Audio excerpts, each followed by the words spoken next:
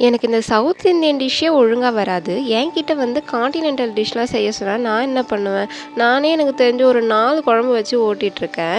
என்னாச்சுன்னா, இந்த ப்ரொக்கோலியும், இந்த கார்னையும் வாங்கிட்டு வந்து குடுத்து ஒரு 2 வாரத்துக்கு மேல இருக்கும். நான் அத செய்ய தெரியாம தான் அத தொடாமலே வச்சிருந்தேன். என்கிட்ட வந்து அந்த ப்ரொக்கோலி "நீ எப்ப தான் செய்ய போற? அதுவே வந்து உயிர கையில புடிச்சுன்னு ஃப்ரிட்ஜில உட்காந்துருக்கு. நீ எப்ப செய்ய போறன்னு?" சொல்லிட்டு கேட்டாங்க. நான் செஞ்சா அது உயிரையே விட்டுடுமேடா அப்படின்னு நெனச்சுக்கிட்டு, சரி என்ன செய்யலாம் இத வச்சு அப்படின்ட்டு, சரி இதுக்குன்னே நமக்கு ஹெல்ப் பண்றதுக்கு யூடியூப் இருக்கே அப்படின்னு சொல்லிட்டு யூடியூப்ல போய் பார்த்தா அது சிம்பிளா பிளான்ச் பண்ணி வச்சிருந்தாங்க. அப்படியே வேக வச்சு பட்டர்ல சாட்டே பண்ணி, சரி ஈஸியா இருக்குதே இதே நம்ம செஞ்சிடலாம் அப்படின்னு சொல்லிட்டு அதே மாதிரியே செய்ய ஆரம்பிச்சுட்டேன். செஞ்சது என்னமோ நல்லா தான் செஞ்சேன். அது சாப்பிட்டு பார்த்தா தான் டேஸ்ட் ஒரு மாதிரி டிஃப்ரெண்ட்டா இருந்துச்சு.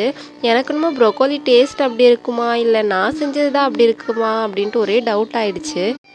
சரி ஓகே யாராச்சும் கேட்டா கான்டினென்டல் டிஷ் அப்படிதான் இருக்குன்னு சொல்லி சமாளிச்சுக்கலாம் அப்படின்னு சொல்லிட்டு மனச தேத்திக்கிட்டேன்.